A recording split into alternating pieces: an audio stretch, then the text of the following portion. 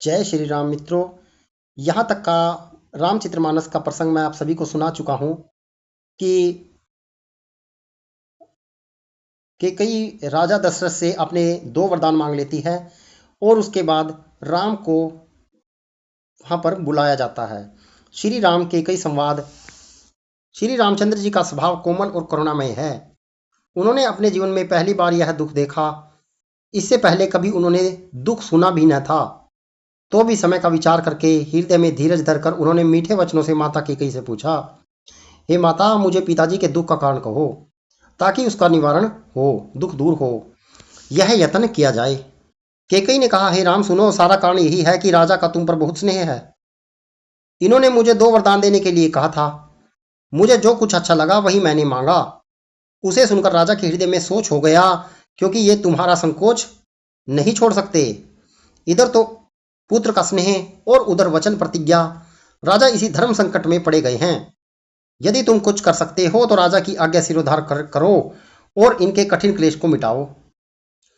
कैकेयी बेधड़क बैठी ऐसी कड़वी वाणी कह रही थी जिसे सुनकर स्वयं कठोरता भी अत्यंत व्याकुल हो उठी।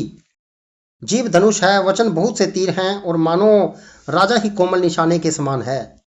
इस सारे सात समाज के साथ मानो स्वयं कठोरतापन श्रेष्ठ वीर का शरीर धारण करके धनुष विद्या सीख रहा है।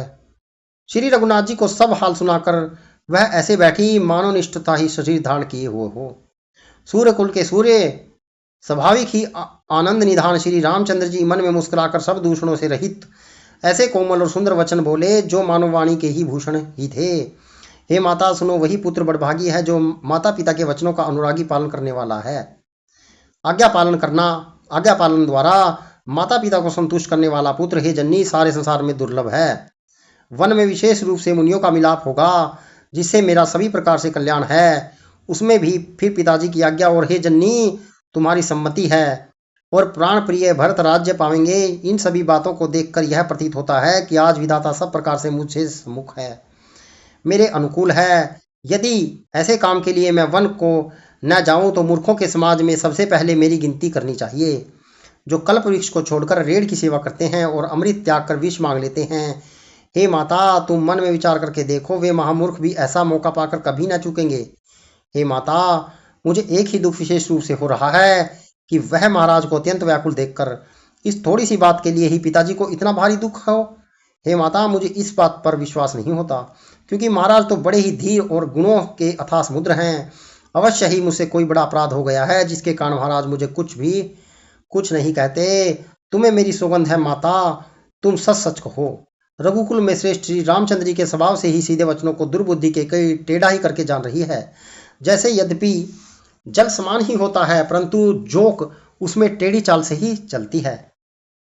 रानी कैकेयी श्री रामचंद्र जी का रुख पाकर हर्षित हो गई और कपट पुरुष स्नेह दिखाकर बोली, तुम्हारी शपथ और भरत की सौगंध, मुझे राजा के दुख का दूसरा कोई भी कारण विदित नहीं है।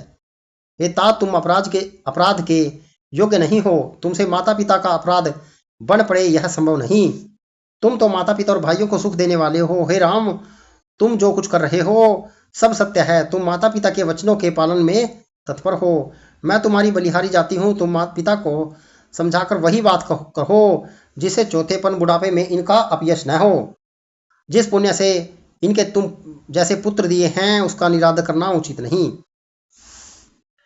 कैकेयी के बुरे मुख से ये शुभ वचन कैसे लगते हैं, जैसे मगध देश में गया आदि तीर्थ श्री रामचंद्र जी को माता कैकेयी के सब वचन ऐसे लगे जैसे गंगा जी में जाकर अच्छे बुरे सभी प्रकार के जल शुभ सुंदर हो जाते हैं। मित्रों, यह मैंने आप सभी को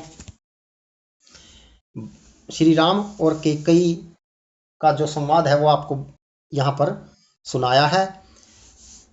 यदि आपको रामचरितमानस का यह प्रसंग अच्छा लगे तो इसे शेयर करना ना भूलें। जय श्री राम, जय श्री राम।